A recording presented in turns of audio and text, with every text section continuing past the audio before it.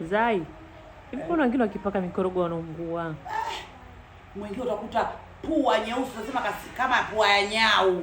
Mwingine kwenye mashavu unasema kasigina kwenye tope. Hivi jamani kwanza mimi nasema hivi, mkorogo na umri. Ukishaona umri unakufanya bye, achana nao. Age kiwago.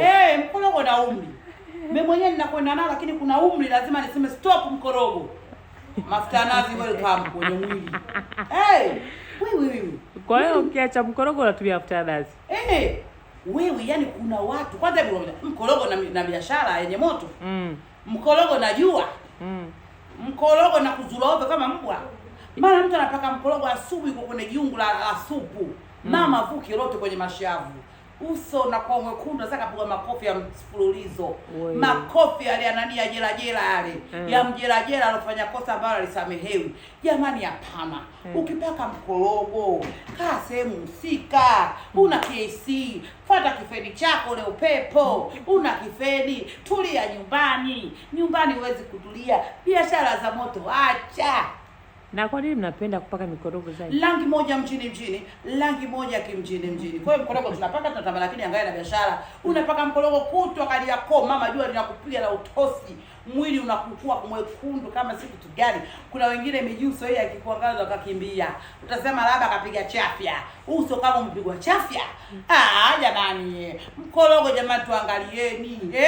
Tena mwingine mtu kashaili changanya wafanya muzarosheni aje kupaka nyinyi wenyewe hamwezi masharti ya mkorogo. Mkorogo lazima uturie. Mkorogo resi ule kifeni chako, umeshinda kifeni chako, chukua hata ungo ipepe. Unanielewa?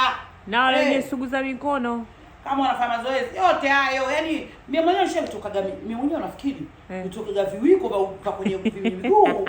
Utasema nina sala za migoko. Sala za migoko.